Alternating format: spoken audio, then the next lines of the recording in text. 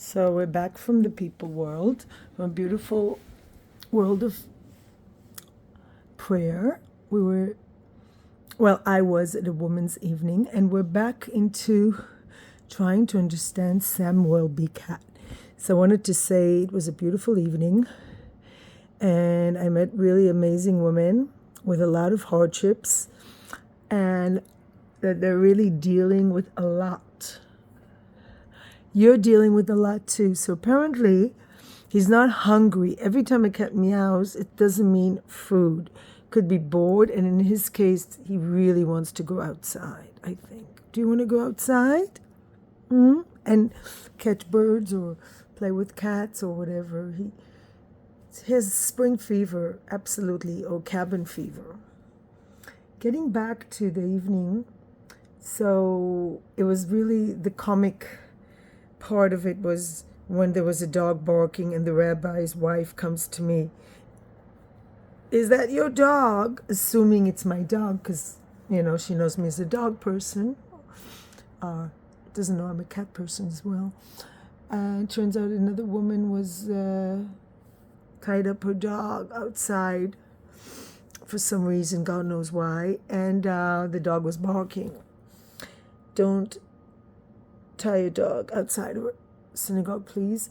And the other thing is, the person who did it probably doesn't understand really.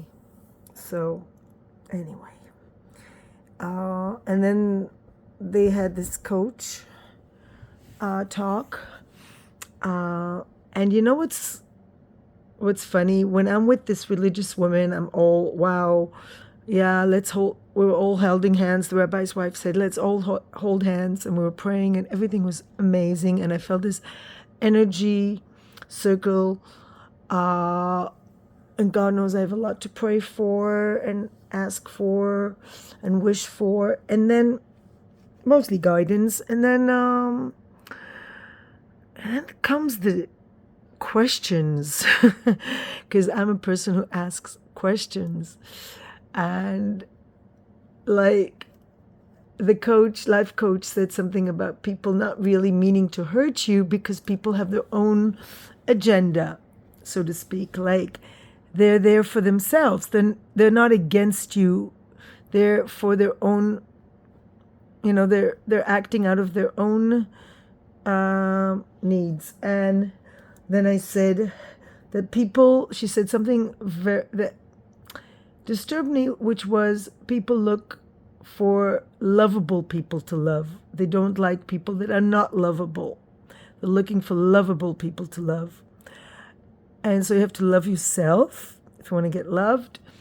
And yeah, the path is to love yourself, then you have love to share with others. And then I said, I know people, really good people, that they look for, like, I know dogs that are not lovable, old dogs that nobody wants, and they adopt them. So not everybody's looking for lovable. Some people are looking for the ones who nobody loves.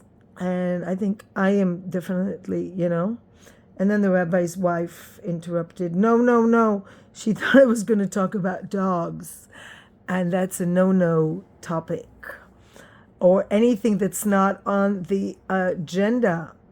And then I felt, I am not a cookie cutter type.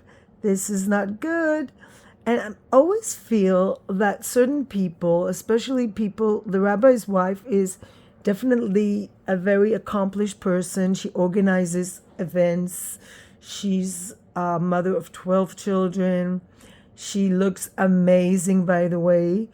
And she always seems to be really on top of things. Very, I think she's a very capable person. She and the rabbi are kind of this power couple. They're both kind of getting things done. They're like, let's get things done. Well, I'm as more a process person. I'm like, well, let me think about it for the next 100 years. I'm very slow, meditative type. Although I don't seem that way. Like I look at sometimes like a Duracell bunny. I have this side where, because it's typical ADHD. And then people that get things done don't like those people that don't get things done, that procrastinate or whatever. And she was like, oh no, she's going to take the conversation to a whole different direction. And I said, don't worry. I said to her, don't worry. Let the woman lead. Because that woman, the life coach, knew how to give limits. And she did say something very interesting, how the importance of limits, that you have to give limits. And she brought in an example of Viktor Frankl, who said you need freedom, but you also need to have responsibility to take ownership, to own to your own behavior. And everybody needs like limits, not only freedom, which is totally makes sense to me. And she gave a lot of examples, and it was really an interesting talk. But it was so funny how the rabbi's wife was like, uh-oh, she's going to get off the topic. She's going to get off the topic. And you know what? I felt so uncomfortable. I felt like I never felt that way, actually. To confession, I was a really good student, a pupil. I never had problems with clashing with teachers. And then I felt like she's the kind of teacher I would have probably clashed with had I been a rebellious child, which I wasn't. I never challenged authorities when I was a child or a teenager. Only much, much, much, much later. I would say past 30 maybe? 20s? Mid-20s? I don't know. But it's so funny that I really was feeling like I'm 5 years old and there's a teacher that says, no, no, no. And I felt, why am I in this situation? And I said, well, I really do believe there's a higher force that's trying to direct us towards learning life lessons. And this was absolutely a life lesson, that I do step on people's toes or feet because I am out there on my own, and people that are out there doing their own thing are always going to clash with people that are more of cookie cutter types, who have very clear places where they belong and how they think. And I'm not like that. But there's a place for everybody. Because when we were holding hands, you could see different types of women. Not everybody was the same. Absolutely not. And while some were religious, but some were not that much. And they came from different backgrounds. But I just feel sad that there's no place, I feel, in that sort of rigid religion framework for people to be their own person. And so I found a new synagogue now that I prefer, where people are more open and there's nobody hushing. There's no I don't know where the rabbi's wife is. She probably